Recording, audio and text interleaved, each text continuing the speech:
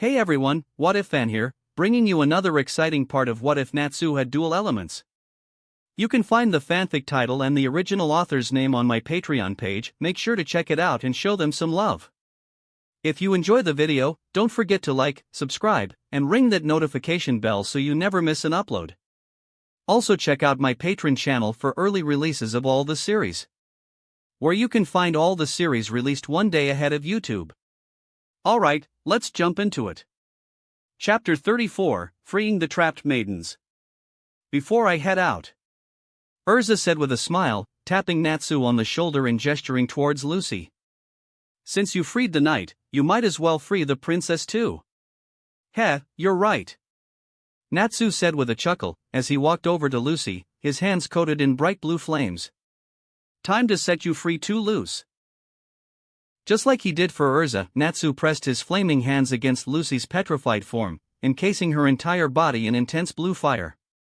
Everyone present watched in awe as Natsu continued to pump out more and more fire. Urza wasn't affected by the searing flames, but Gajeel, Happy, and Makarov needed to shield themselves from the scorching heat.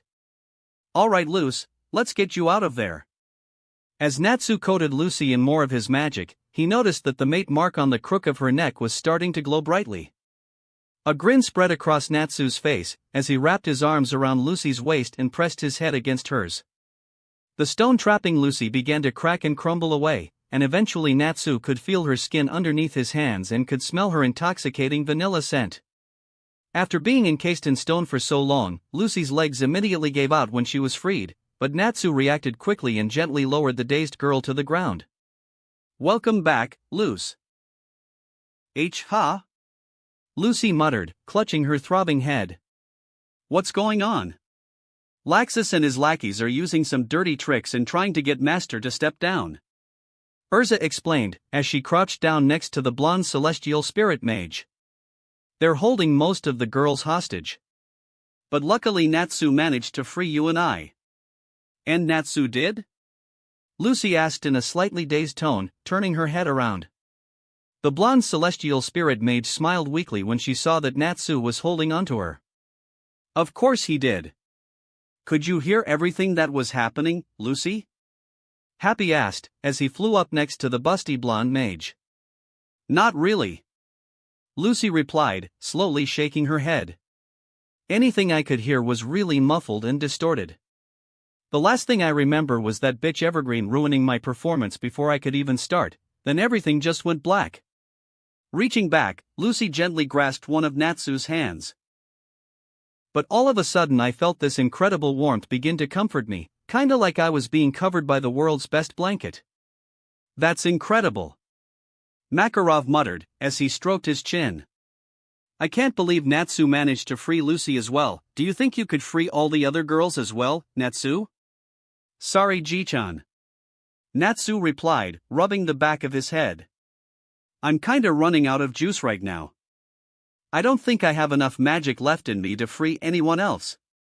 Chuckling nervously, Natsu turned his head to avoid Makarov's suspicious gaze.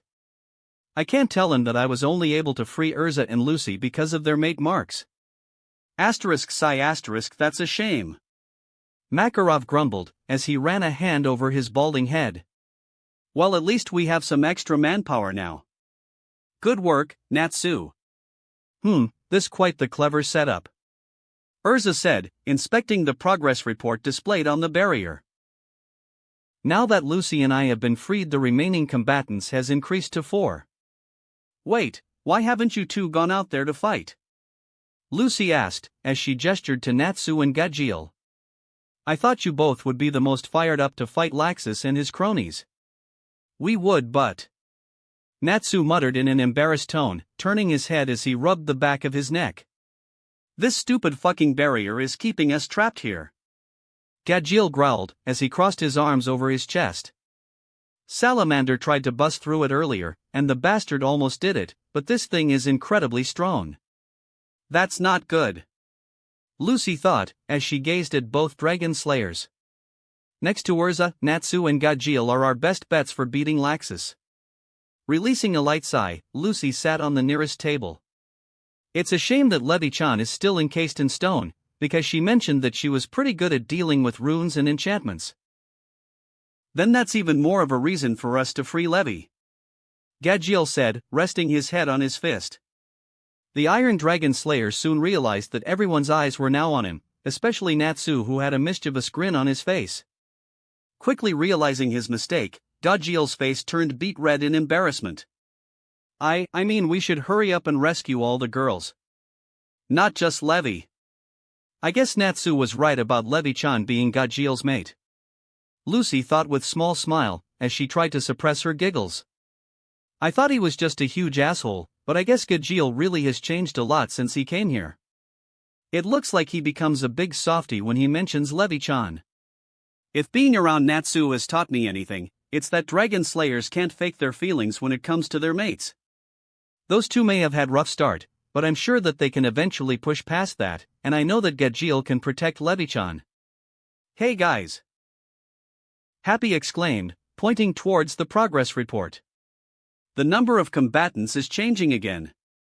It went up again? Gadgil muttered in a confused tone, as he quirked an eyebrow. Who the hell could it be? Yeah, everyone else is still frozen in stone, Natsu pointed out, walking up next to Urza. Turning his head, Natsu was surprised to see a smirk on the scarlet-haired knight's face. What's up, Urza? Do you have an idea who it could be? It looks like that man has decided to take part in this battle, Urza replied cryptically, as she nodded her head. Same time, Central Magnolia, Cardia Cathedral. Oh ho, looks like things are starting to get interesting, Laxus muttered, watching a live feed of a tall, hooded figure entering Magnolia. Urza was somehow revived, and now Mystigan is here as well, including me. That makes all three of us Fairy Tail's top fighters. I guess it's a good thing Gildarts isn't going to be a factor, because he would have been a huge thorn in my side. As Laxus continued to monitor the live progress reports, a smirk spread across his face. Heh, looks like they managed to revive that blonde bimbo as well. Well, whatever, she'll just be another casualty soon enough. Back at Fairy Tail's Guild Hall. Why do I have the sudden urge to tear Laxus balls off? Natsu muttered to himself, as he suddenly coated his hands in coursing orange lightning. Calm down, Salamander, Gadgil said, leaning against a nearby wall. You'll get your chance to kick Laxus ass soon enough. Alright, I'm ready to go, Urza announced, as she stood in front of the guild's front door. Are you ready, Lucy?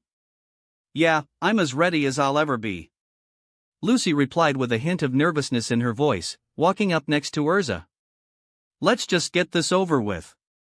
You'll be fine out there, Lucy, Urza said with a small smile, as she placed a comforting hand on the blonde's shoulder. You're much stronger than you think. Thanks, Urza, Lucy said, a slight blush spreading across her face. Okay, when we're out there, Lucy, I'll track down Evergreen and take her out. Once she's dealt with all the other girls, we'll be saved, Urza explained, as she equipped her normal armor. You should try to find Bixlow and fight him. What about Freed? Lucy asked, quirking an eyebrow. If we defeat him, we can take this barrier down.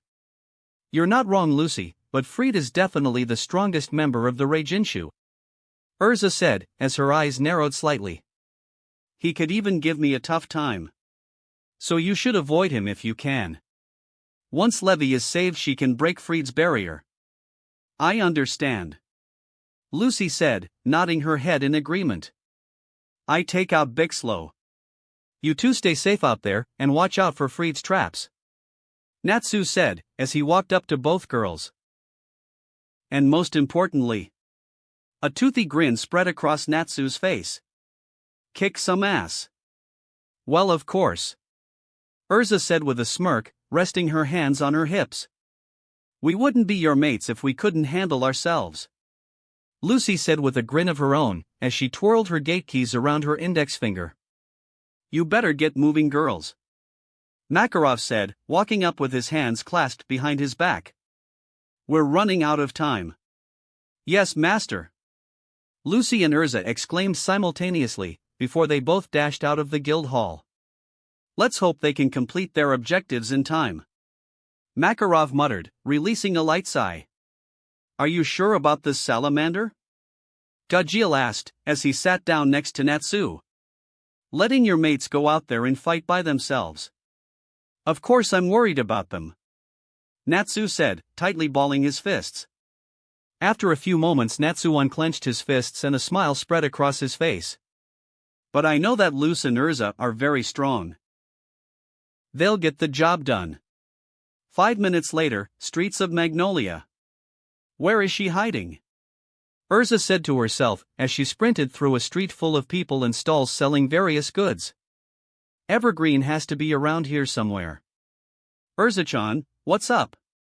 A stall owner asked, watching as the scarlet-haired knight sprinted past his cart. Why are you in such a rush? And it seems like a bunch of your guild mates have been fighting all over town. The stall owner's wife said, as she placed her hands on her hips. I must apologize, we're preparing for the Fantasia parade. Urza replied, turning to smile at the stall owner. Please look forward to the big event. Of course we will. The stall owner called out, as he waved to Urza. I know she's around here somewhere. Urza said, her nose wrinkling as she took a moment to sniff the air. I can smell her cheap perfume. As Urza rounded a sharp corner, her ears perked as she heard something rapidly approaching from behind her. Diving to the right, Urza saw that several spears of light impaled into the ground where she had previously been standing. Looking upwards, Urza wasn't surprised to see Evergreen standing on a nearby rooftop. There she is. How dare you call my perfume cheap? Evergreen growled, as her brow twitched in irritation. That's what you're worried about? Urza asked, getting back onto her feet and dusting herself off. No, I'm more concerned about how you managed to depetrify yourself. Evergreen said, as she unfolded one of her fans. And I was also wondering who it was who almost destroyed Freed's barrier. The only response Evergreen received from Urza was a fierce glare.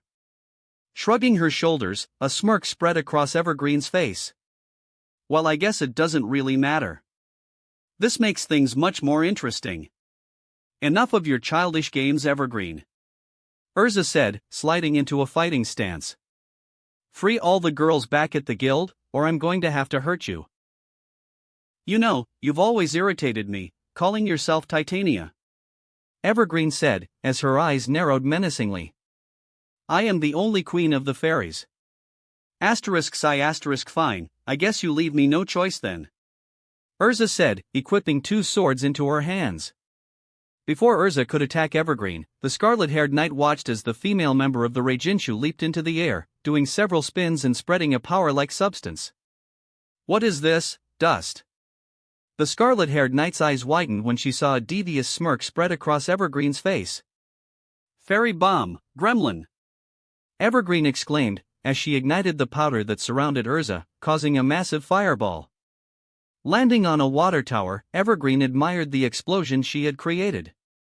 However, Evergreen wasn't surprised when Urza suddenly burst out of the cloud of smoke, completely unscathed. Leaping into the air, Evergreen barely managed to dodge Urza's swords, which sliced clean through the water tower. Ha! That's Urza for you. It wasn't very bright of you to show up first. Urza said, leaping across the rooftops as she chased after Evergreen. If I defeat you, I can save all the girls back at the guild. It's quite amusing that you think you can do that. Evergreen said with a smirk, as she raised her glasses, her eyes glowing. I'll just turn you back to stone. That's not gonna work a second time. Urza exclaimed, closing her left eye and only leaving her artificial right eye open. Evergreen's eyes widened when she saw that Urza wasn't turning to stone. The self-proclaimed queen of the fairies leaned back and barely managed to dodge a series of slashes from Urza's swords. Landing on a rooftop, Evergreen did several backflips to put some distance between herself and Urza. I see now, that's how you managed to escape. I had no idea that you had an artificial eye. Evergreen said, as she came to a stop at the other end of the roof. Forming an X with her arms, the air around Evergreen began to glimmer. Then I suppose I'll have to use a different kind of magic. Fairy machine gun, leprechaun. Thousands of needles made from magical energy formed around Evergreen, before firing at Urza. Let's see if you can dodge my torrent of needles. I've been working on enhancing my senses even further with Natsu, so let's give them real test drive. Urza thought with a smirk, charging into the flurry of needles without a second thought. As the scarlet-haired knight neared the storm of needles, she focused some of her magic into the mate mark on the crook of her neck. For several moments everything around Urza seemed to slow down, as her senses were enhanced even further by the magic flowing through her mate mark. Colors became more vibrant, smells more pronounced, and sounds even louder. The scarlet-haired knight's eyes widened in awe, as she watched the world around her seemingly transform. Is this what Natsu experiences all the time? Because, this is incredible. As Urza adjusted to her newly enhanced senses, she could now clearly see each individual needle flying at her, and could even hear them tearing through the air. With renewed confidence, Urza raised her swords and began to cut her way through Evergreen's attack. Once Urza had closed the distance, she lunged towards Evergreen. But Evergreen quickly leaped into air, sprouting fairy-like wings from her back and flying away from Urza. Damn it! This is gonna be a real pain in the ass. Ha ha! Too slow, Urza. Evergreen laughed, as he darted through the sky, still firing a barrage of needles at the scarlet-haired knight. Get back here! Urza exclaimed, chasing after Evergreen and slashing her way through her needles. Stop running like a coward. I'm impressed that you managed to avoid all my needles. You're actually pretty good. Evergreen said, as she turned her head to look back at Urza, who was quickly gaining ground on her. However, how well will you do if I double them? This is really starting to piss me off. Urza thought, watching as the number of needles being fired at her increased drastically. The scarlet-haired knight grunted with each movement, as it became even harder to dodge the needles with every passing second. Ah ha ha ha ha. From now on the name Titania belongs to me. I am the one true fairy. Evergreen laughed boisterously, as she continued to taunt Urza. Alright. I've had enough of this stupid game. Urza roared, reeling back and hurling one of her swords at Evergreen. The scarlet-haired knight's enhanced eyesight allowed her to throw the blade with extreme precision.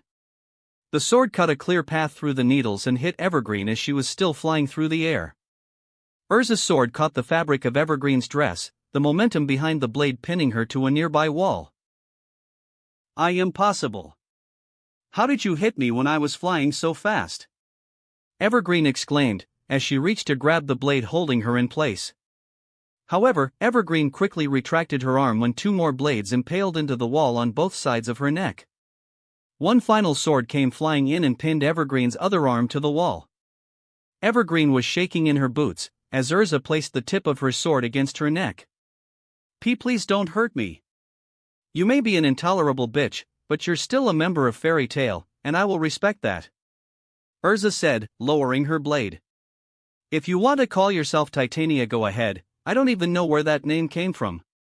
Now, stop this bullshit and return those girls back to normal.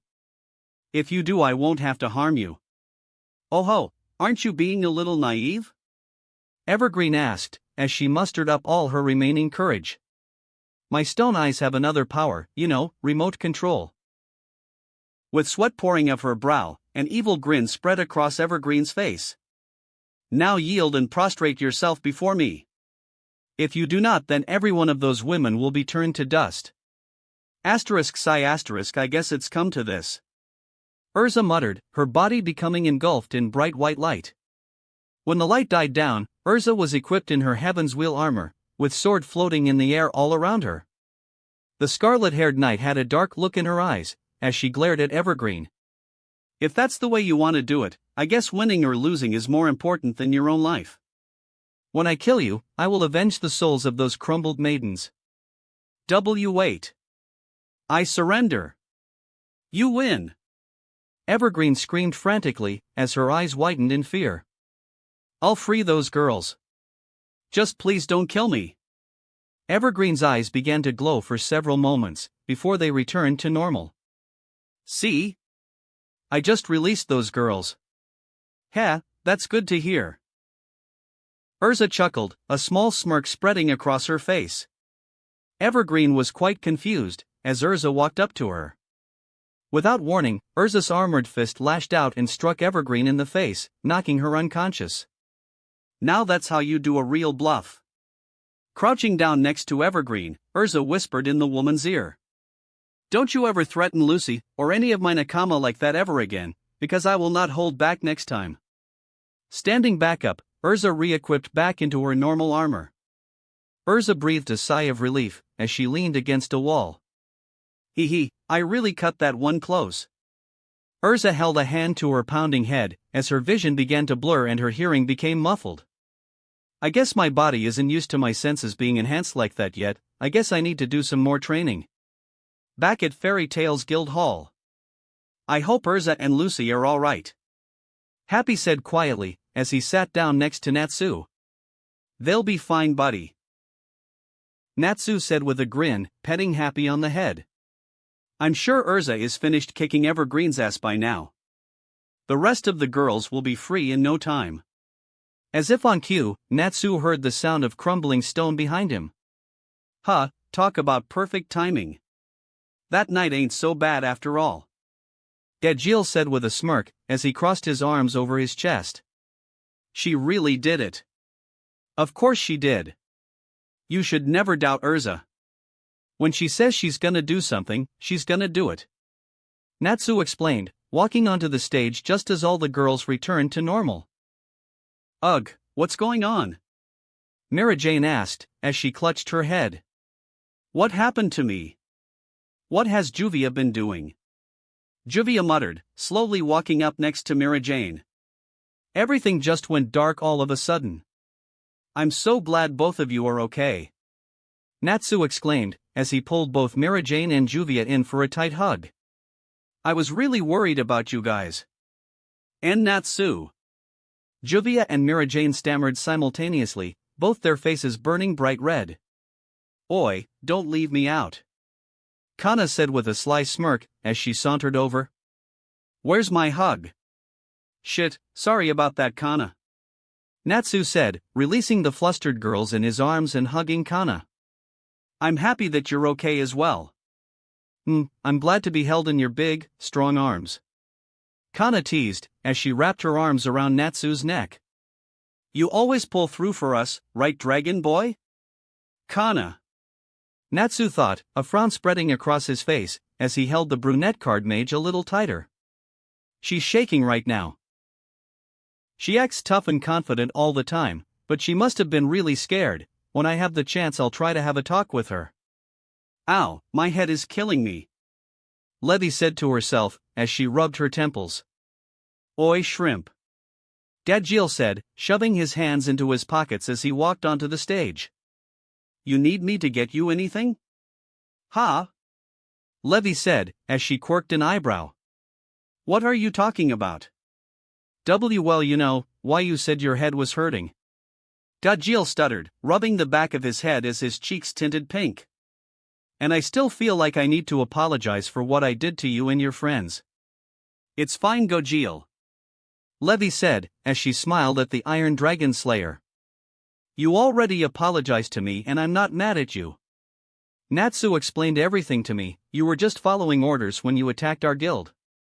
I know now that you're not really a bad guy, you just got caught up with the wrong crowd, kinda like Juvia did. Oh, okay then. I'm glad you don't resent me for hurting you. Gajeel said, before turning his back to Levy and walking off the stage. Well, if need anything, just holler. I will. Levy said, as she watched Gajeel walk away. What a strange guy. As Levy continued to gaze at Gajeel, a small smile spread across her face.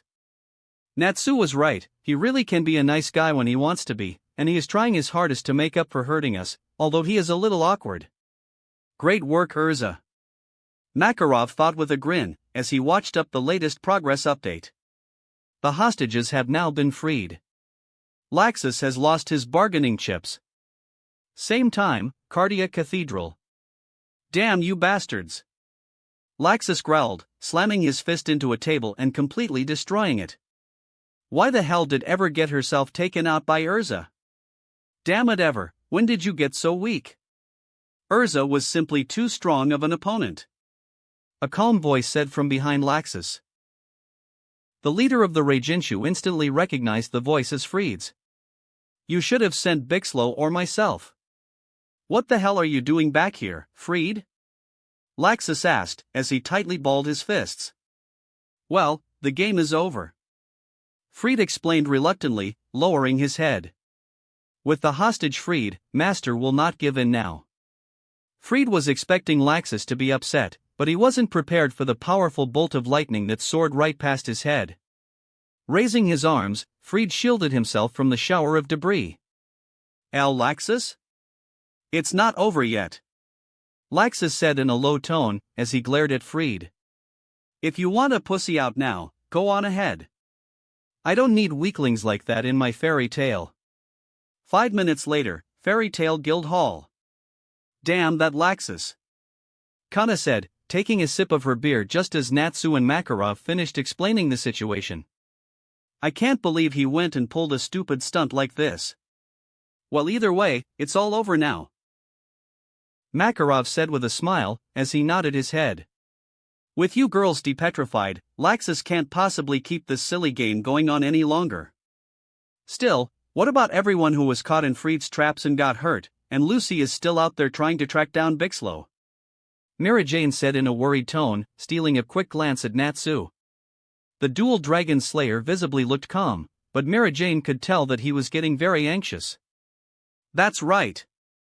Biska exclaimed, her voice laced with animosity. That bastard Laxus better get some type of punishment for this. I won't tolerate it if he gets off scot-free. Oh, don't you worry. Makarov said, steam practically blowing out his ears. I've give him a proper whooping later. Hold on a second, Ji-chan. Natsu said, as he held up his hand to stop Makarov. If anyone is gonna kick Laxus' ass, it's gonna be me. I've told you this before, but I've got some serious beef with Laxus. I need to pay him back for insulting Lucy, Urza, Mira, and Kana. This sudden declaration caused both Mira Jane and Kana's cheeks to tint pink.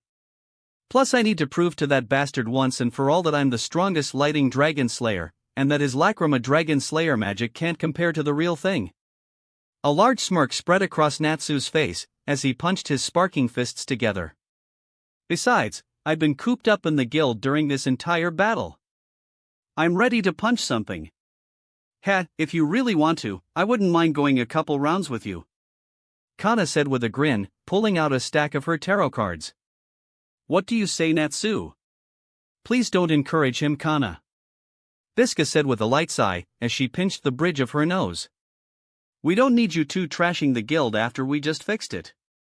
Ah, you're no fun, Biska. Natsu whined, sitting down at the bar next to Kana. I just want to have some fun. Yeah, let the guy have some fun.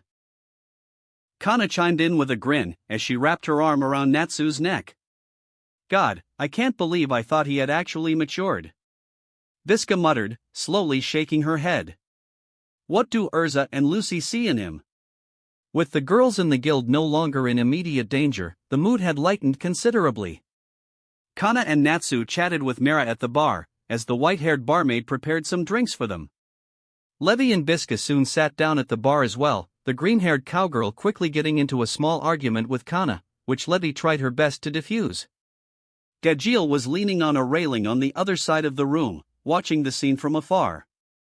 The Iron Dragon Slayer had a frown on his face, as he continued to observe the antics happening in front of him. What's wrong, Gajil-kun? Juvia asked, as she walked up next to the Iron Dragon Slayer. You look kinda down. It's nothing. Gajil replied, watching as Natsu talked and joked with everyone seated at the bar. A hint of sadness could be seen in Gajil's eyes when he saw Levi smiling and laughing with everyone else. I wish I could be like that with them, but except for Salamander no one really trusts me yet. This guild is quite fun, isn't it? Juvia asked with a small smile, as leaned on the railing next to Gajil, her eyes drifting towards Natsu. We've made so many new friends. Yeah, things sure are different here. Gajil muttered, resting his head on his fist. But everyone in this guild is fucking crazy. Well, that's what makes this place so exciting. Juvia said, as a slight blush spread across her face. Everyone here is so nice to Juvia, and Juvia can be close to the ones Juvia loves. Heh, I guess you're right. Gajil said with a smirk, noticing that Juvia was staring directly at Natsu, a soft smile on her face. The Iron Dragon Slayer pushed Juvia's hat further down and ruffled her head. If you want to make a move on Salamander, you better act quickly, because he seems to be pretty popular with the ladies. WW, what are you talking about? Juvia exclaimed with a raging blush, as steam literally shot out of her ears. Natsu was just dash, but when Juvia went to pull her hat back up, she saw that Gajil was already walking away. Tightly balling her fists, Juvia's face turned an even darker shade of red. Gajil-kun, you idiot! Gaha! Gajil laughed, shoving his hands into his pockets.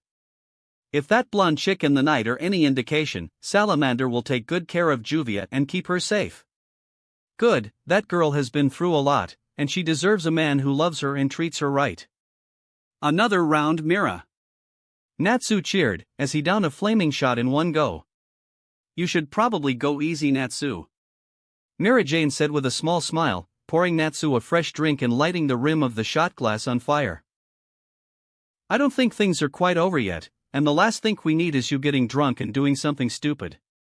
Come on, Mira, there's a festival going on in town. And I want to celebrate all you girls being freed. Natsu exclaimed with a grin, as he grabbed the shot glass. However, before Natsu could finish drink, noticed Mira Jane giving him a look that said she was dead serious. Knowing that it wasn't smart to piss Mira Jane off, Natsu sighed and gave in. Alright Mira, you win. This will be my last drink. Thank you, Natsu. Mira Jane said with a sweet smile, starting to wipe down the bar. So Natsu, what are you? Mira Jane stopped when she noticed the barrier on the front door acting strange. Huh? What's going on over there? Everyone in the guild gasped when a skull, with a lightning bolt running through it, and crossbones appeared on the barrier and began to spread across the guild hall. What's going on? Levy asked, as she watched the skulls cover entire guild hall. The enchantment displays are flooding everywhere. Can you hear me, old man? Lax's disembodied voice echoed throughout the guild hall. And everyone's still in the guild too. It looks like we've lost one of our rules, so I'll impose a new one to keep this battle of fairy tale moving along. I've moved ahead and activated the Thunder Palace. Thunder Palace. Makarov parroted, as his eyes widened in shock.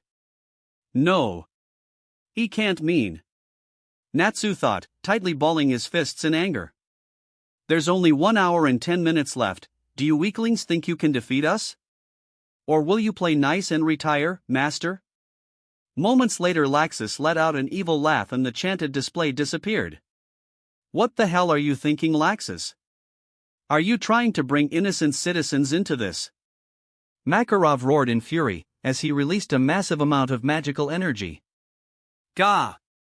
However, before Makarov could do anything, he gasped in pain and grasped a hand over his heart. Groaning in agony, Fairy Tail's master collapsed to the ground. Ji-chan! Natsu exclaimed, rushing over to Makarov's side. What's wrong?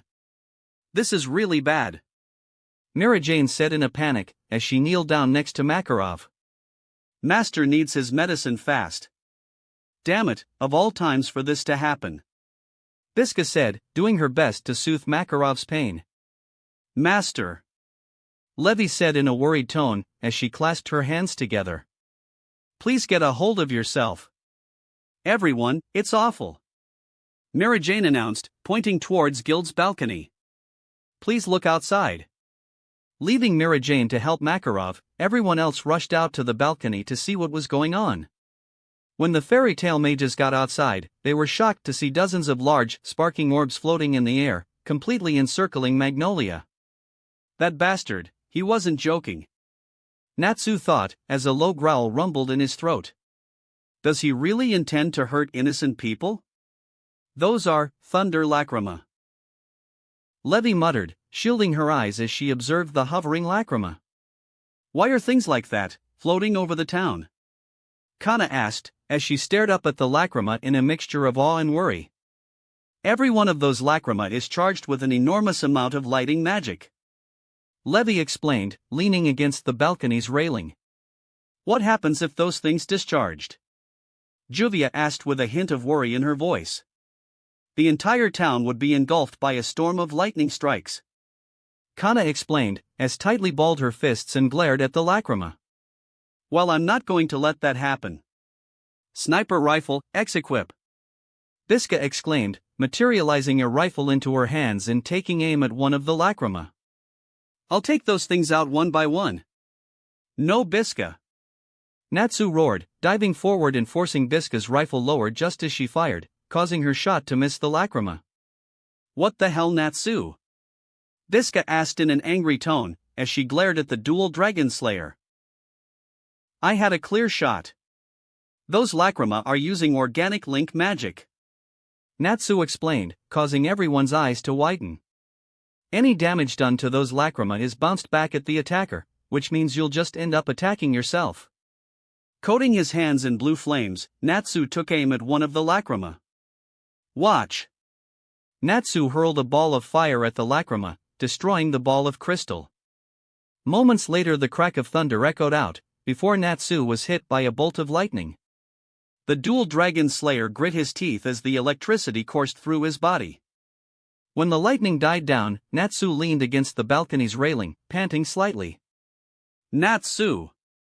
Juvia exclaimed in a concerned tone, as she placed a comforting hand on the pink-haired dragon slayer's shoulder. Are you okay?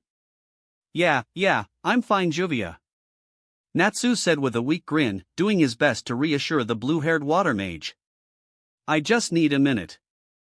Oh, okay. Juvia said, as she released a sigh of relief. If you need anything, just let Juvia know. Oi, salamander. Gadjil said, walking up next to Natsu. If those things are using lightning magic, can't you just take them all out or eat their magic? If this was normal lightning magic, then maybe, but it would take a long time. Natsu said, as he glared up at the floating lacrima crystals. But those lacrima are charged with lightning dragon slayer magic, not regular lightning magic. When Gadjil heard this, his eyes widened slightly.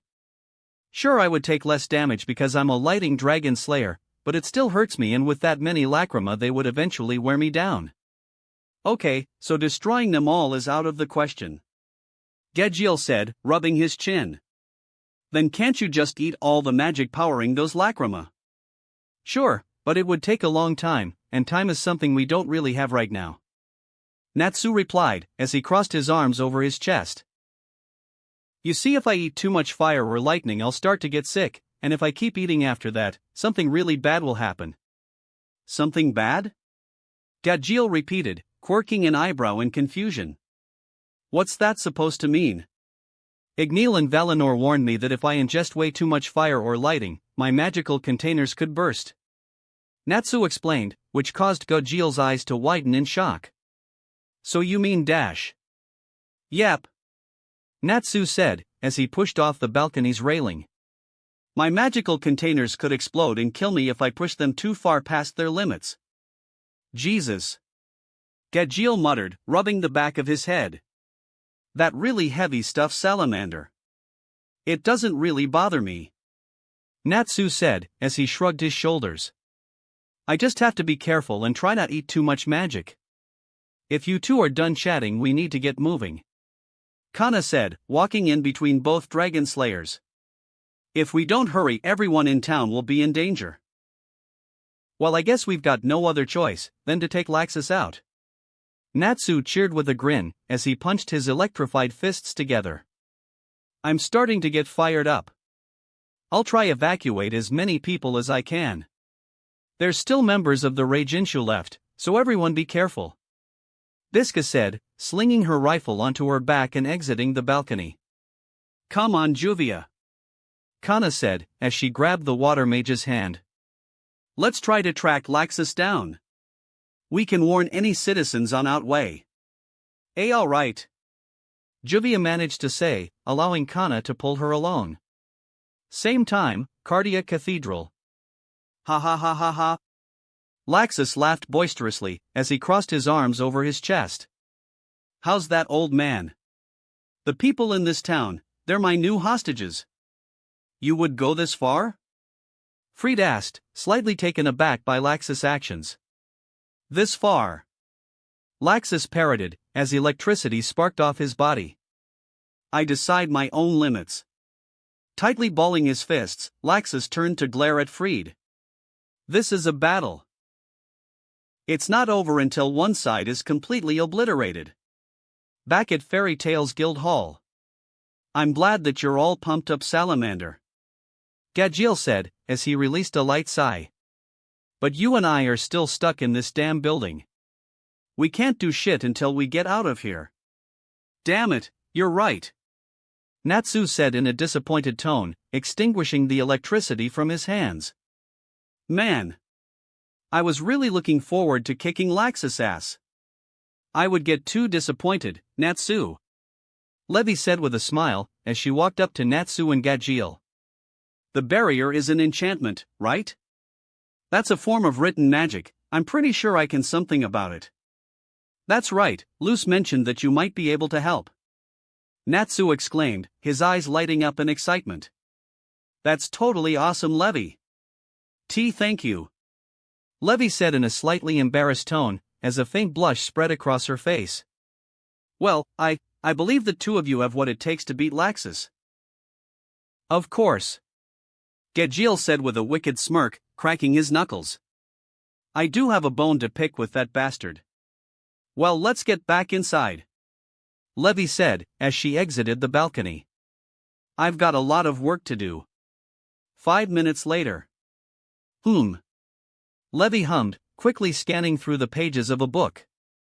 The solid script mage had tied her hair back into a ponytail and now wore a pair of reading glasses. I see, I have to break down the rogue character's arrangement data into basic character material, identify the base characters used in rule construction, L-O-S-U. Now, if I map those into basic Guile grammar. You're really incredible, you know. Gadgil said in awe, as he crouched down next to Levi, watching her flip through an entire book in moments and write down formulas. I can't understand a damn word coming out of your mouth. No. Levi suddenly exclaimed, surprising Gadgil so much that he fell onto his ass. The L and S are a bluff. The key code is ALS. Gee, gotcha. Gadgil muttered, as he sat upright. The Iron Dragon Slayer looked away from Levi, a light blush dusting across his face. Damn, she really is something. Don't worry, guys. Levi said, brushing some hair behind her ear as she continued to scribble down formulas. I'll get you two out of here in no time. Look, Shrimp, I just want to say. Gadgil struggled say, as he scratched his cheek. I just wanted to say, damn it, I just dash. Please. Levi said, turning head to look at Gadgil, a small smile on her face. We can talk later once all of this over, but for now you must stop Laxus. All right. Gadgil said, as a smirk spread across his face. Then you better get us out of here, so that we can clobber that asshole. Yeah. Natsu growled, pressing his head against the invisible barrier, orange electricity sparking off his body. Hurry up, Levi, I can't wait much longer. You better do as Salamander says. Gadgil said, as he handed Levi a book that she needed. 'Cause he's starting to get really restless. Cardia Cathedral, with Laxus and Freed. The Thunder Palace. Freed thought, starting to break out into a cold sweat. You'd really go that far, Laxus? What the hell are you doing, Freed? Laxus asked in an irritated tone, as he tightly balled his fists. Bixlow is still out there hunting those fairies, you know, that old man is resting all his hopes on Urza and Natsu, I'll just crush them by myself. Same for Mistigan. So you get out there and take out the rest of those fairy bimbos. And if you come across that blonde chick, make sure to hurt her real bad. I want to see Natsu's face twisted in agony. I don't need any of them in my fairy tale, so feel free to kill them. Kill them? Freed exclaimed, his eyes shooting open in shock. We may be fighting them right now, but they're still members dash. Are you deaf? Did you not hear my orders? Laxus roared, as a massive amount of lightning exploded off his body. We've come this far, I fear that there's no going back now. Fried said with a hint of sadness in his voice, before steeling his resolve. I will accompany you on this path, even if it leads to hell. I will accomplish my mission. Turning around, Fried began to fade away into a series of characters and letters. I will be aiming to kill, so don't go getting cold feet. Very good, Fried the Dark. Laxa said, as a smirk spread across his face. It's time to show them your real power. Bridge overlooking the Fantasia Festival grounds, with Lucy and Happy. Hey Happy. Lucy said, pointing towards several large orbs floating in the sky overhead. What are those things? Those are. Happy said, before his eyes widened. That's the Thunder Palace. Thunder Palace, what's that? Lucy asked, staring up at the sparking spheres. They look kinda ominous. They're lacrima charged with lightning magic and it looks like they're surrounding the town. Happy said, as he spun around to gaze at all the lacrima. They could cover all of Magnolia in lightning strikes, everyone in town is in danger. We should warn everyone. I don't know about that, Happy. Lucy said, grabbing a hold of Happy's backpack before he could fly off. The blonde celestial spirit mage put the flying cat down and pointed towards the numerous people below them. It's really busy now because of the festival, so if we aren't careful we could start a panic. It could lead to some unnecessary casualties and might even be as dangerous as those lightning strikes. That's true. Happy muttered, as he rubbed his chin. Then what should we do? Yeah. What should we do? Yeah. Those voices.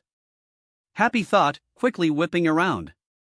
The blue flying cat was surprised to see 3 wooden dolls floating behind Lucy. Lucy! Look out! Wings sprouting from his back, Happy rocketed forward and pushed Lucy out of the way just in time. Lucy watched in shock as dozens of beams of energy zipped past where she had been standing moments before. Without warning, Happy grabbed a hold of the back of Lucy's shirt and pulled her to safety. Happy! What the hell is going on? Lucy exclaimed, as she watched the wooden dolls begin to chase after them. This is seriously creeping me out. Those are Bixlow's dolls. Happy replied, landing on a nearby rooftop. Bixlow, he's the one Natsu wanted me to track down. Lucy thought, as her eyes narrowed. I can't let him down now. Ho ho! You're that newbie I've heard so much about. A maniacal voice called out from behind Lucy. Spinning around, Lucy spotted a tall man, wearing an armored mask, standing atop a spire on the adjacent rooftop. And you must be Bixlow. Lucy said, pulling out her celestial gate keys. Sorry, but Natsu and Urza entrusted me to take you down. So, I'm gonna have to kick your ass. Oh ho, what a coincidence. Bixlow said in an evil tone, as he licked his lips. Lucy felt a shiver run down her spine when she saw Bixlow's eyes briefly glow from underneath his helmet. Because I just got new orders from the boss. I'm supposed to hurt you real bad, girly, something about making Natsu suffer. Lucy's eyes widened in a mixture of fear and anger. So what do you say, girly? Lucy's grip on her keys tightened, as she watched Bixlow's dolls circle around him. Are you gonna show me a good time? Chapter 35, Lucy vs. Bixlow. You must be Bixlow. Lucy said, pulling out her celestial gate keys, which seemed to glow in the sunlight. Sorry, but Natsu and Urza entrusted me to take you down. So, I'm gonna have to kick your ass. Oh ho, what a coincidence. Bixlow said in an evil tone, as he licked his lips. Lucy felt a shiver run down her spine when she saw Bixlow's eyes momentarily glow green from underneath his helmet. Because I just got new orders from the boss, I'm supposed to hurt you real bad, girly, something about making Natsu suffer. Lucy's eyes widened in a mixture of fear and anger when she heard this. So what do you say, girly? Lucy's grip on her keys tightened, as she watched Bixlow's dolls circle around him ominously. Are you gonna show me a good time? He's strong. Lucy thought, tightly balling her fists in an attempt to stop her hands from trembling. He's definitely going to be the most powerful opponent I've faced so far, which means I can't afford to let my guard down for a second. Alright, my babies.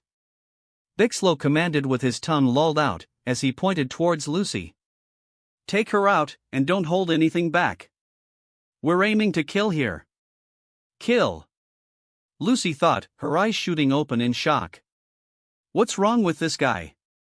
He really isn't playing around. Noticing that Bixlow's wooden dolls were gathering magical energy to fire their beams, Lucy reacted without any hesitation. Happy. Look out. The blonde celestial mage rushed forward and grabbed a hold of the blue cat, before she quickly dove out of the way, barely avoiding the wooden doll's powerful attack. Lucy grunted in pain as she skidded across the rooftop, propelled by the explosion behind her. Curling herself into a ball, Lucy did her best to shield Happy from the shockwave and flying debris. Lucy eventually came to a halt, coughing as dirt and dust surrounded her. Son of a bitch, that really hurt. Lucy? Happy asked in a worried tone, as he looked up at the blonde celestial spirit mage. Are you okay? Yeah, I'm fine, Happy, just a little banged up. Lucy replied, flashing the blue cat a quick smile. Heh, I guess you're actually a pretty tough broad, maybe you will be able to entertain me. Bixlow said with a smirk, as he stood atop one of his wooden dolls and hovered above Lucy. You know, I should probably go a little easier on you since you're new around here, but I guess I can't since we're in the middle of this game, and I do have those new orders from the boss, you understand, right? Screw you. Lucy growled, slowly getting back onto her feet. Do you think that Master is going to forgive you guys? You've all gone way too far.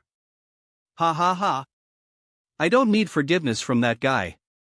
Bixlow cackled, as he clasped his hands behind his back. When this game is over, Laxus will be the new master. The remaining wooden dolls gathered around Bixlow, their eyes glowing threateningly. Now be a good girl and just die. Shit. Lucy exclaimed, jumping to the right to dodge another volley of attacks. Briefly stumbling when she landed, Lucy looked up into the sky and glared at the wooden dolls circling above her. I have to take those damn dolls, or I'm not gonna last much longer. Lucy quickly flipped through her celestial gate keys and found the one she was looking for. Open.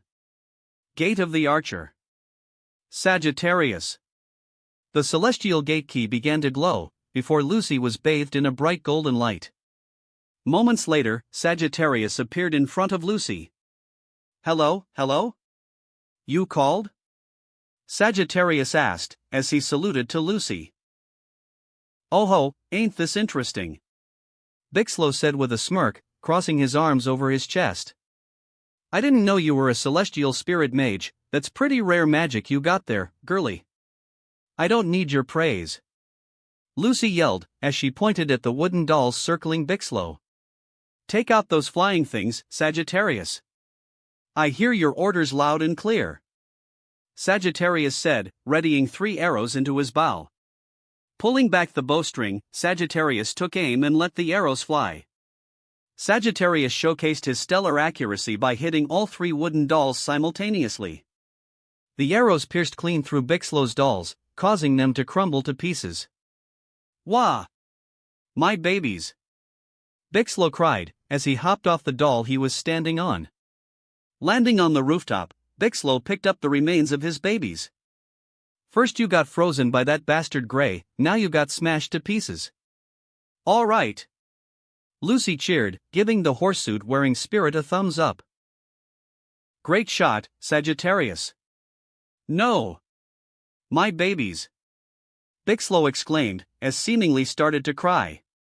However, Lucy quirked an eyebrow in confusion when Bixlow suddenly started laughing. Carelessly dropping the remains of his wooden dolls, a smirk spread across Bixlow's face as he lolled out his tongue. Just kidding. Lucy's eyes shot open in shock when a magical beam suddenly shot right past her head and struck Sagittarius in the chest.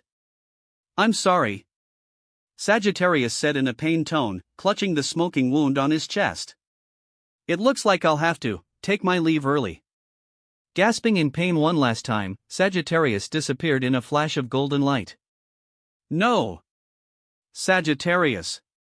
Lucy screamed, as she reached out towards where Sagittarius had been moments before. How? You can destroy my dolls all you want, girly. Bixlow said in a menacing tone, larger and more elaborate wooden dolls rising into the air next to him. But it won't stop the souls trapped within them that I control. That's right. The three puppets said simultaneously in an eerily happy tone. Souls? Lucy parroted in a confused tone, as she quirked an eyebrow. What are you talking about? Bixlow's magic allows him to implant souls into inanimate objects and control them. Happy explained, floating next to Lucy. That's completely food. Lucy was cut off when one of Bixlow's dolls shot forward and snatched her celestial gate keys. Hey! Those are my keys, damn it. Ha ha ha. You screwed up big time, girly. Bixlow cackled as his doll handed him Lucy's gate keys. Right now we're standing on top of a toy store. It's a treasure trove of babies. It doesn't matter how many of my dolls you destroy, I'll just keep replacing them. You bastard! Lucy exclaimed, dodging a flurry of swooping attacks from Bixlow's dolls. I'm getting sick of these damn things. Cracking her whip, Lucy lashed out at one of the flying dolls. Lucy's whip hit one of the dolls and wrapped around it. With a growl, Lucy used her whip to slam the doll into the ground, smashing it to pieces. But to Lucy's dismay, a new possessed toy flew up next to Bixlow almost instantly to replace the one that had been destroyed. Shit, he wasn't kidding. Wahaha. See? You're totally screwed, girly. You might as well give up. Bixlow laughed, as his tongue lolled out. Just roll over and die. Like hell I will. Lucy yelled in defiance, cracking her whip once again. I promised Urza and Natsu, I won't let them down. I gave you a chance to die painlessly, but I guess you're gonna be stubborn until the very end. Sorry about this, girly, just following my orders, I hope you understand. Bixlow said with a wicked grin, as his eyes began to glow underneath his armored helmet. Your souls will be doing laxus biting from now on. Babies, bury on formation. Lucy watched in shock as Bixlow's dolls linked together and formed a circle in the air. Suddenly the dolls began to spin rapidly, glowing as they rapidly gathered magical energy. What the hell is that? Lucy breathed out, watching as the dolls began to spin even faster, seeming to blur together. Without my keys I can't do anything against that, even though I promised Natsu and Urza that I'd beat this creep, I can't let it end like this. Lucy's eyes shot open in fear as a massive beam of magical energy was fired from the center of the spinning dolls. Slamming her eyes shut, Lucy braced for the attack to hit her. Someone help me! Stoop! Happy cried, as a few tears escaped his eyes. Natsu can't lose someone close to him again. But just before the massive beam of magical energy could hit, a bright golden light shined in front of Lucy. A split second later, the blonde celestial spirit mage felt a pair of arms wrap around her and move her out of the attack's path. Lucy hesitantly cracked an eye open and was shocked to see a familiar face smiling back at her. Loke. Lucy breathed out, her eyes slowly widening. How are you here? I didn't summon you. Who knows, but it appears that I alone have the power to pass through the gate whether you call me or not. Loke replied with a smirk, as he gently set Lucy down. I guess you could say that this is proof that barrier between spirit and human crumbles to nothing before the power of our love. Love? Lucy parroted in a deadpan tone, pushing the celestial spirit away from her. What the hell are you talking about? The blonde celestial spirit mage growled in irritation when she felt one of Loke's hands wandering a little bit too far up her thigh. With her face burning bright red in embarrassment, Lucy slapped Loke's hand away. Oi! Watch those damn hands of yours. You're so lucky that Natsu isn't here right now, or he'd kick the shit out of you. It's precisely because he isn't here that I can be more bold in proclaiming my love for you. Loke proclaimed, as he kissed Lucy's hand. What the hell is going here? Bixlow asked in a confused tone, scratching his head. Weren't we just fighting a second ago? I'm just as confused as you. Happy said, as he sweat dropped. Look, now isn't the time to be doing this. Lucy said in an annoyed tone, pinching the bridge of her nose. I'm in a real bind right now and I could use your help. However, everything Lucy said seemed to go unheard by the celestial spirit, as he continued to spout nonsense about his love for the blonde mage. Loke. Lucy's brow began to twitch in anger. If you don't stop right now and help me, I'll make sure Natsu hears about this. This seemed to catch Loke's attention immediately. And I'll make sure you can't go back to the celestial spirit world until he's done with you. A shiver ran down Loke's spine as he pictured what the enraged dragon slayer might do to him. Shaking slightly, Loke began to turn white. But if you help me, I'll forget this ever happened. There's no need to tell Natsu. Loke exclaimed in a panicked tone, as he released Lucy's hand. Of course I'm here to help you. Standing back up, the rings on Loke's fingers began to glow faintly. Besides, I have to fulfill my promise. Heh, it's good to see you again, Loke. Bixlow said with a smirk, noticing that things were starting to get serious once again. So I guess what I heard was true, you really are a celestial spirit. Ah, I always had this nagging feeling that there was something off about you, so what, you're gonna fight me after I kept quiet for you? He knew about Loke. Lucy muttered, as she quirked an eyebrow in confusion. How did he figure it out? Well, he has the ability to see human souls. Happy explained, floating up next to Lucy. So, you're gonna join the battle for Fairy Tale? Ha! Bixlow cheered, as a twisted smile spread across his face. If I'm being honest, I can't say I really care for what's going on right now. Loke replied, straightening out his suit jacket. But I'm afraid.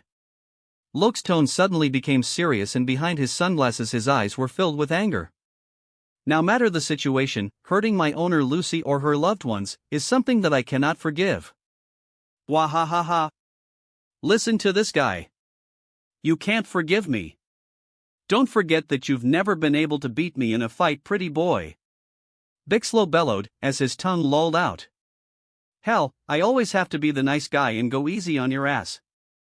Bixlow's possessed toys once again circled around him. Let's have some fun with this guy, just like old times. Get to work, my babies. Cheering in delight, Bixlow's dolls flew towards Loke. Lucy, you stay behind me. I'll handle this. Loke said, holding out his arm to halt the blonde celestial spirit mage. You're joking, right? Lucy exclaimed, as she cracked her whip. Natsu and Urza trusted me to defeat this asshole, so I'm not just gonna sit back and let my spirits do all the fighting. I fight alongside my spirits, you're not just shields to cower behind. Alright.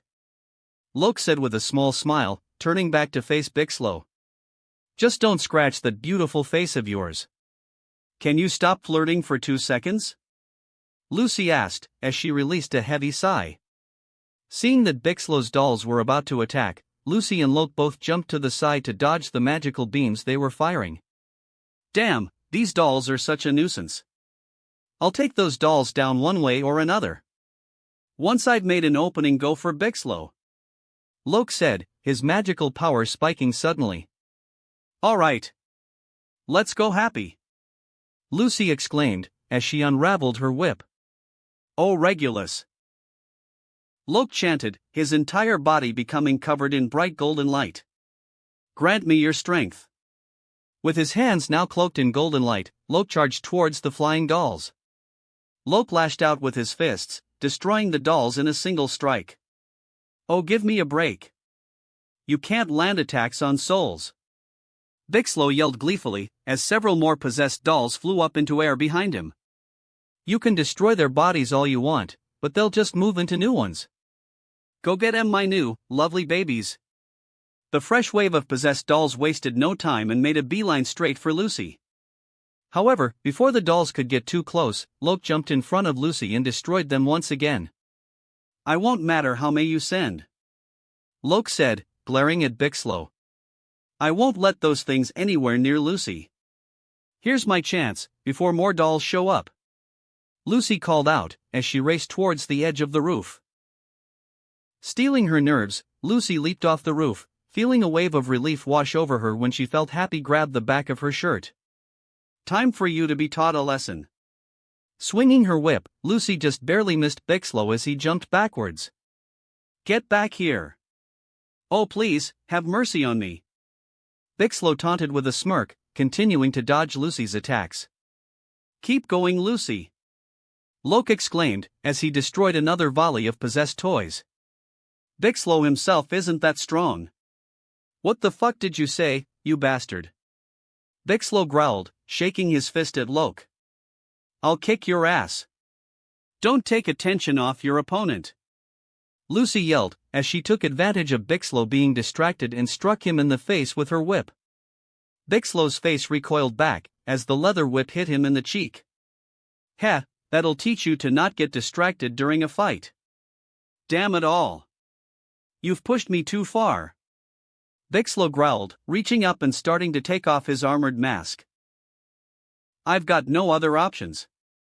Pulling his mask down, Bixlow lolled his tongue out again as he revealed a pair of ominously glowing, green eyes. "Figure eyes. Lucy." "Loke!" Happy exclaimed, as he flew in front of the blonde celestial spirit mage's face, pointing his back towards Bixlow. "Don't look into his eyes." "What are you talking about, Happy?" Lucy asked, closing her eyes and turning her head away from Bixlow. "There's one thing that all the members of the Regentia have in common," Bixlow explained, as he began to advance towards Lucy and Loke. "We each have a second ability in our eyes. If you look into my eyes, I'll turn you into one of my dolls, and control your soul." "This really isn't good," Lucy muttered, covering her eyes with her hand. "Shielding your eyes, let's see how well that works out for you," Bixlow said with a sadistic smirk, as his possessed toys rocketed forward and began to attack Lucy and Loke. "Gah!" Lucy coughed in pain, one of Bixlow's dolls slamming into her stomach. "Both of you, keep your eyes closed no matter what," Happy yelled through grit teeth, as he endured the unrelenting attacks from the possessed dolls. "You just have to tough the pain out." "Wahahaha!" Bixlow cackled maniacally, lolling his tongue out. "There's no one in the world who can beat my ultimate combo of figure eyes and human possession. Lucy, you need to use horologium," Loke exclaimed, just before he took a hit to the back of the head. "I'll fall back for now and you can use horologium to strengthen your defenses." "Well, that's easier said than done. That bastard took my keys, remember?" Lucy screamed, as she raised her arms to try and block some of the attacks. "And besides, I'm putting my faith in you here, so do something about Bixlow already." "Heh, your wish is my command," Loke said, a smirk spreading across his face. "It's do or die time now. Lucy, when I give you the signal, open your eyes and attack Bixlow." "But, if I open my eyes?" Lucy said hesitantly, as she managed to block one of the possessed doll's attacks. "I thought you put your faith in me, huh?" Loke asked in a teasing tone. Sigh I guess I did," Lucy said with a small smile, reaching for her whip. "All right, Loke. Ready when you are." "Zenith of Regulus," Loke exclaimed, as a bubble of golden light formed around his body. "Don't give them the chance to pull any big moves. So get in there and finish them off immediately." Bixlow laughed manically, his possessed toys surrounding Loke. Baryon formation. However, Bixlow's counterattack was just a bit too slow. "Lion Brilliance!" Loke roared, as a wave of blinding golden light exploded off him. "Gah! What the hell?" Bixlow exclaimed, closing and shielding his eyes from the intense light. "Some kind of light smokescreen. Now Lucy!" Loke yelled, as he turned to face his summoner. "Let's finish this!" Lucy exclaimed, lashing out with her whip. With extremely precise aim, Lucy wrapped the whip around Bixlow's neck. "Shit! There's no way you can defeat me!" Bixlow screamed, as he struggled to unwrap the whip around his neck. "I'm sick of your damn mouth!" Lucy yelled, yanking her whip downwards and slamming Bixlow face-first into the ground. "Loke! You're up!" "Right!" Loke exclaimed, as he charged towards Bixlow. "I'm not the same person you remember, since meeting Lucy, I've recovered my original powers as a celestial spirit. No. That's not quite right. Meeting Lucy herself has made me strong. Leaping into the air above Bixlow, Loke cocked his fist back. I'm not like those damn dolls you control. Love is what gives a celestial spirit strength.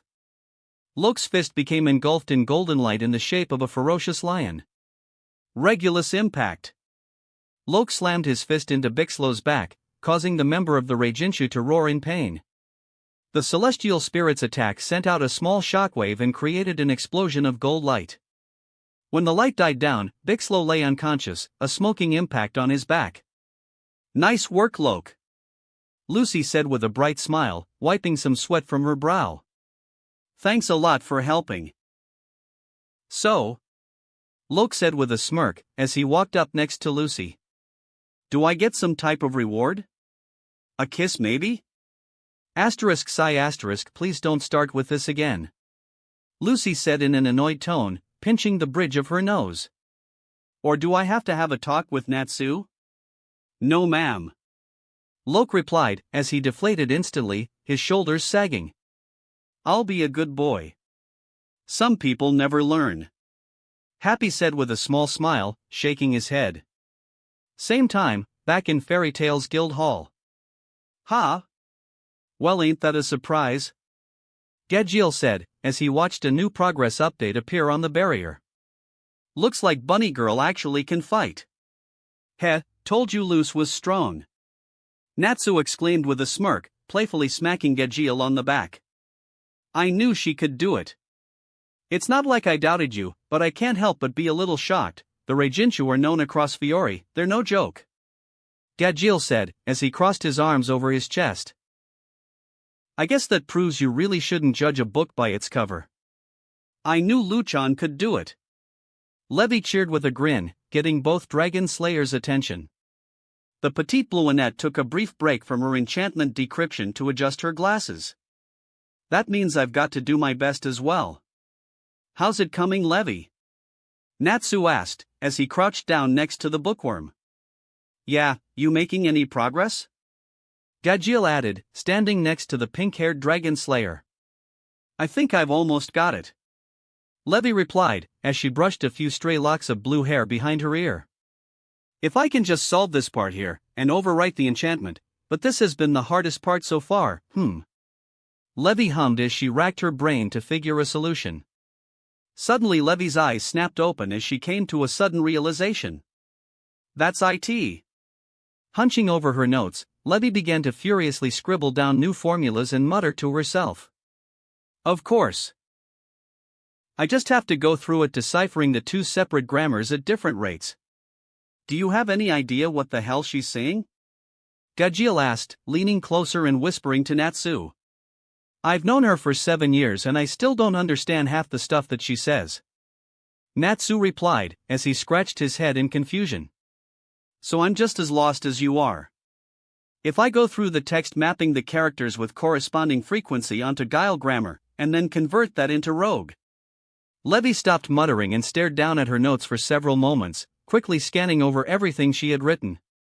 A wide smile spread across Levy's face, as she held up her notes. I've got it. Wah! Great job, Levy. Natsu said with a toothy grin, giving the blue-haired bookworm a flaming thumbs up. Yeah, nice job, shrimp. Gadgiel with a smirk, as he shoved his hands into his pockets. I knew she could do it. You guys wait here. I'm going to overwrite the enchantment. Levy cheered, grabbing her notes and shooting to her feet. I hope you guys are ready, because it's time for you to take part in the Battle of Fairy Tale. Damn right, I'm ready.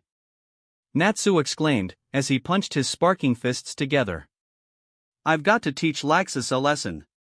He's not getting away this time. It's about time we've had a little fun. Gadgiel said with a feral grin, cracking his knuckles. Get ready, Laxus. Natsu thought, as his eyes narrowed dangerously. Because I'm coming for you. 5 minutes later, Magnolia Marketplace with Mary Jane. Where could he be? Mary Jane muttered to herself, walking through Marketplace's empty streets. When the white-haired barmaid passed an alleyway, something happened to catch her eye. Her eyes shot open when she saw her brother badly wounded, laying at the alley's entrance. Starting to panic, Mira Jane immediately rushed to her brother's side. "Elfman! And Nachon!" Elfman struggled to say, as he managed to slightly lift his head. "These wounds," Mira Jane said, gasping when she saw the extent of Elfman's injuries. "They're awful. We need to get you help." Thank God, you're back to normal," Elfman said in a weak voice, as he raised himself up onto his elbows, completely ignoring pain shooting through his body. "I'm sorry, Elfman." Mira Jane sniffled, tears welling up in the corners of her eyes. "I'm so sorry." "What are you apologizing for?" Elfman asked, as a small smile spread across his face. "You haven't done anything wrong, Nachon."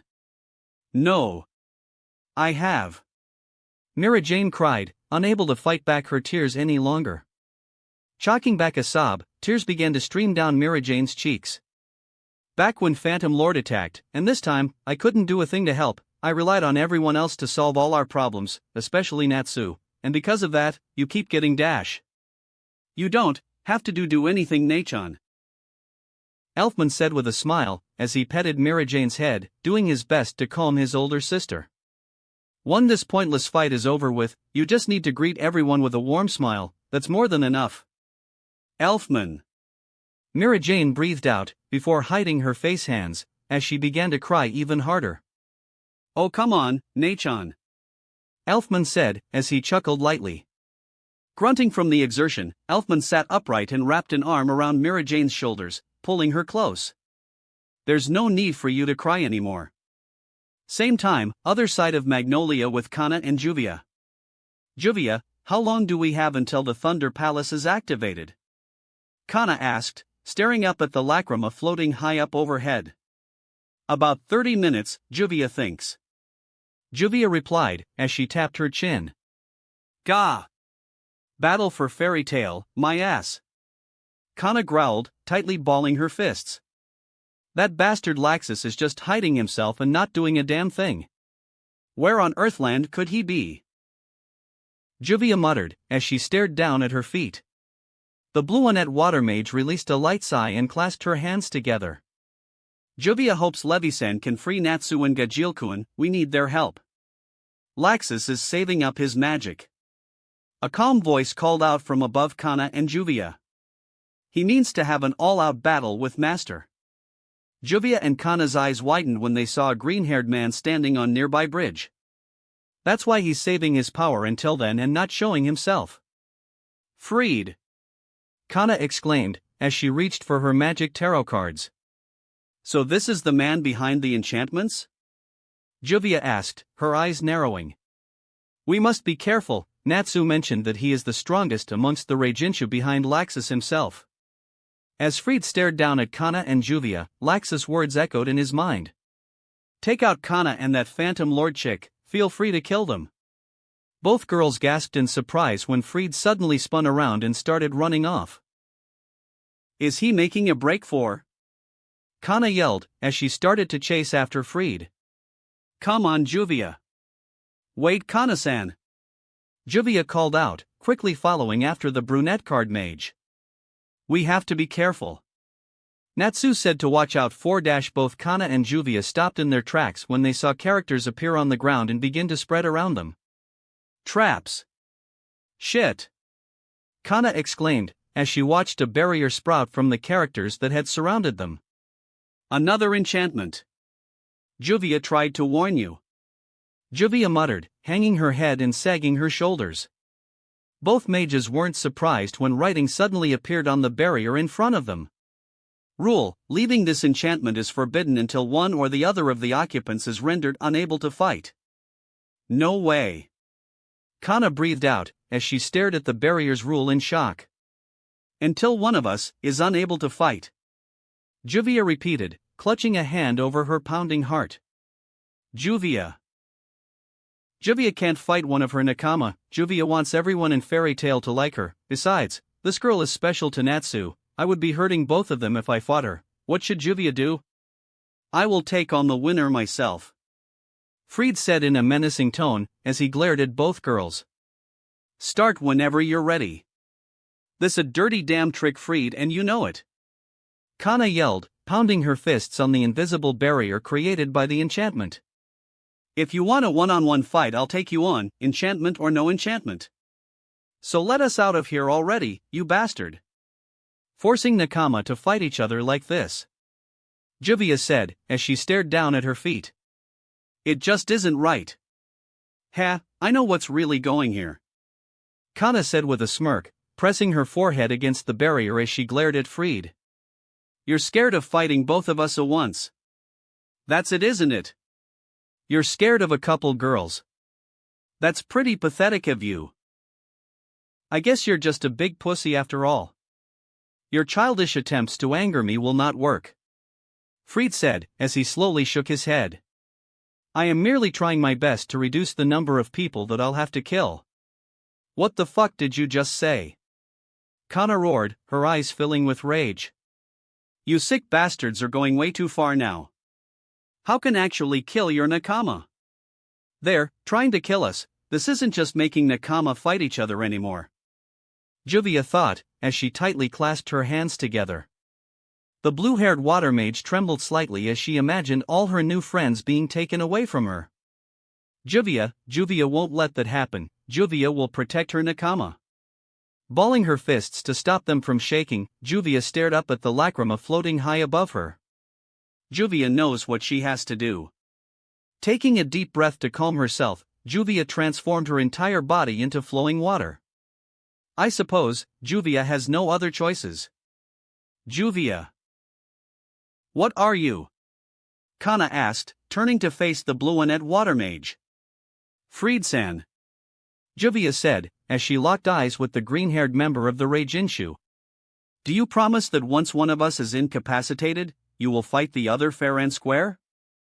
I'm not the type of man would break his own rules and go back on his promises, Fried replied, crossing his arms over his chest. I will fight whoever remain conscious.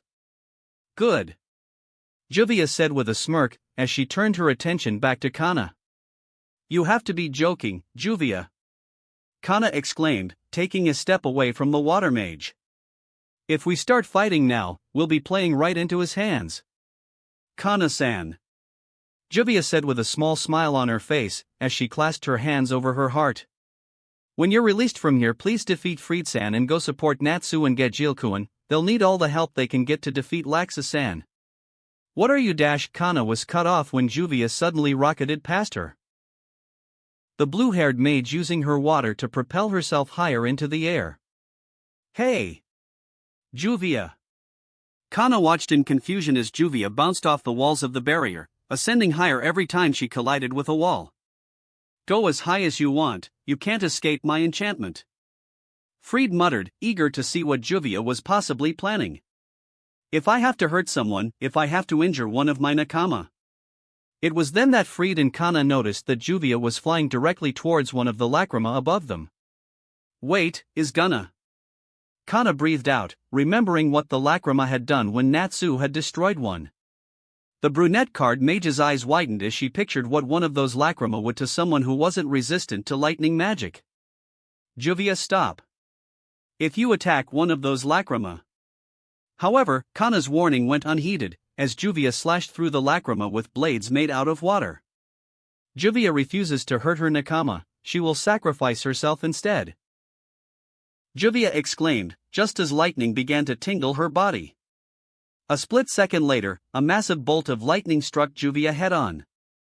The blue-and-red water mage roared in pain, as the powerful electricity coursed through her conductive body. Gritting her teeth through the pain, Juvia managed to turn her head and glance down at Kana. This pain is nothing compared to pain Juvia felt all those years she was alone. Juvia has finally found a place she can call home and has people that love and care for her, people that Juvia has to protect, and Juvia will do whatever it takes to protect the things she loves. Seconds later, the lightning stopped and Juvia began to fall back down. Juvia! Kana screamed, watching in shock as the blue-haired water mage crashed into the ground. The brunette card mage gasped in alarm when she saw Juvia's smoking body, Some of her pale skin was covered in burns and her clothes had been torn to shreds. Without a second thought, Kana raced to Juvia's side, kneeling down next to the injured water mage. That should take care of the enchantment. Juvia struggled to say between ragged breaths, as she watched the barrier disappear around them. What the hell were you thinking? Kana exclaimed, tightly balling her fists. Juvia just wanted to protect her nakama. Now that I'm a true member of Fairy Tail, Juvia loves all of you. Juvia said, as she managed to smile through the intense pain she was feeling. Remember what I said, Kana-san, please defeat Fried-san, and go help Natsu and get Jilkuen in any way you can. Of course. Kana cried, tears streaming down her cheeks. I'll kick this bastard's ass, then I'll go help those idiots as fast I can. Thank you. Juvia said weakly, before she closed her eyes and her body went limp. Juvia.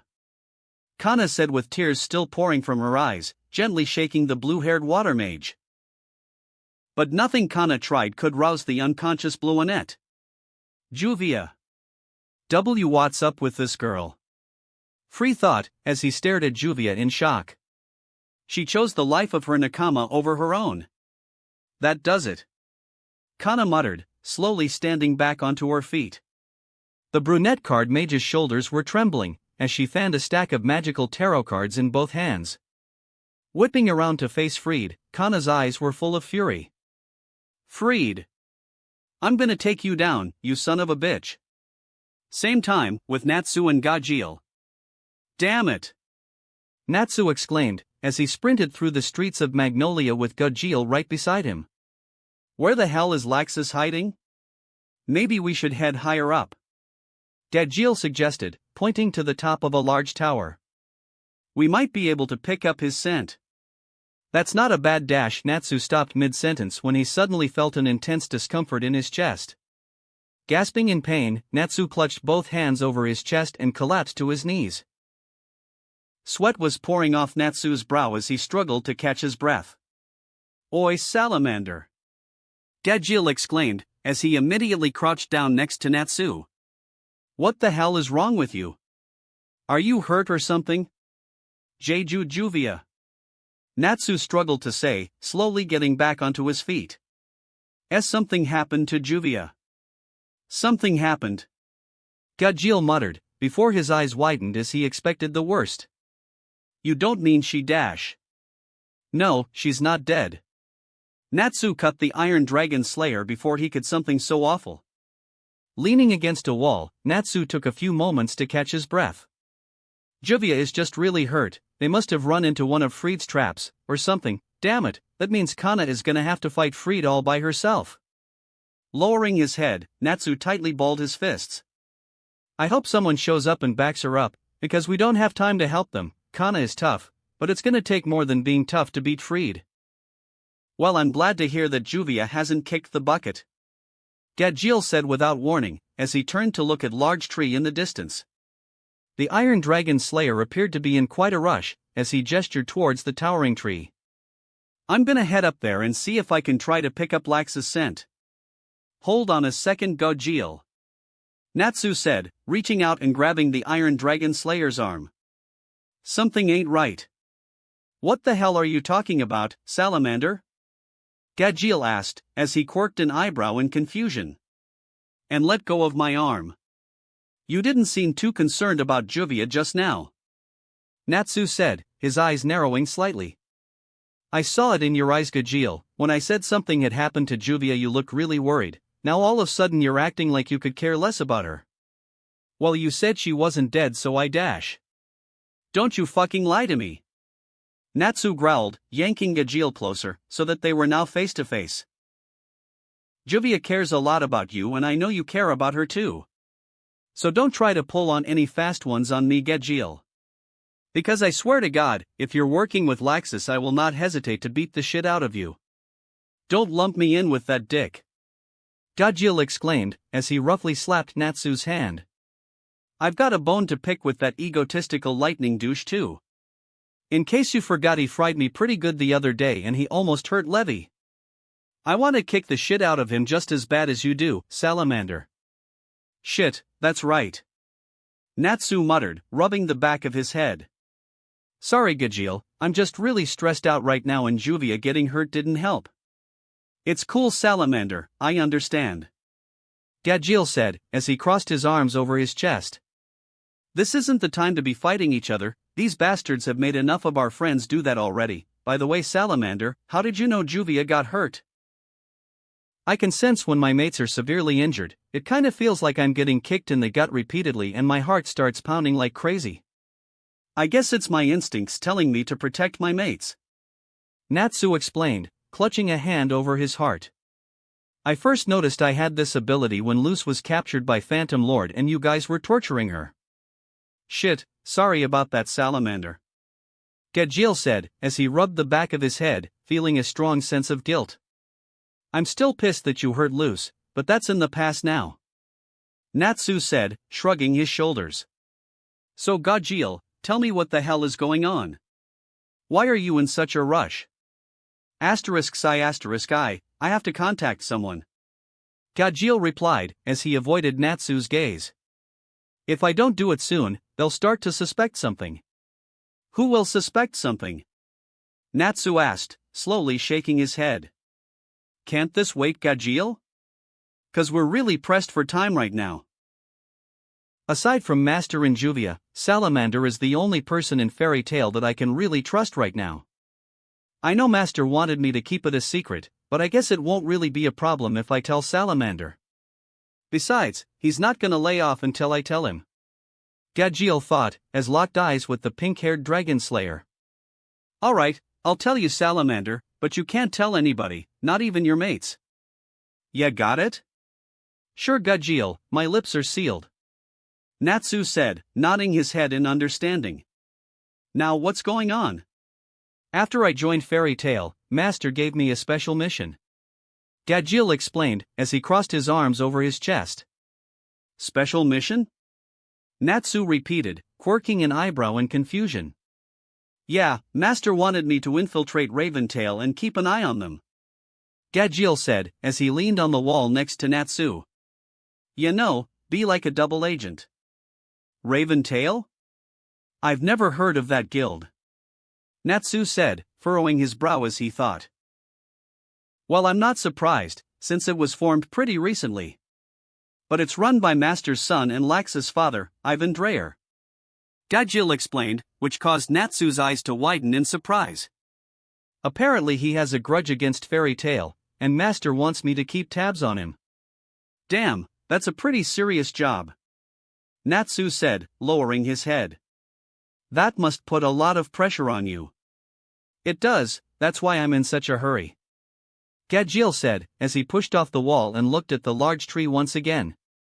Look Salamander, I really have to go. If I wait any longer Ivan is gonna start to think something fishy is going on. Patting Natsu on the shoulders, Gajeel took off running towards the tree. When I get back I'll help you search for Laxus. Well, hurry the hell up. We're running out of time. Natsu called out, looking up at the sky above him. Raventail, eh? That name sounds kinda ominous, I have a feeling we're gonna clash with them someday. But at the same time, I can't shake the feeling that something good will come from that encounter. That wraps up this part of What If Natsu Had Dual Elements. Thanks so much for listening.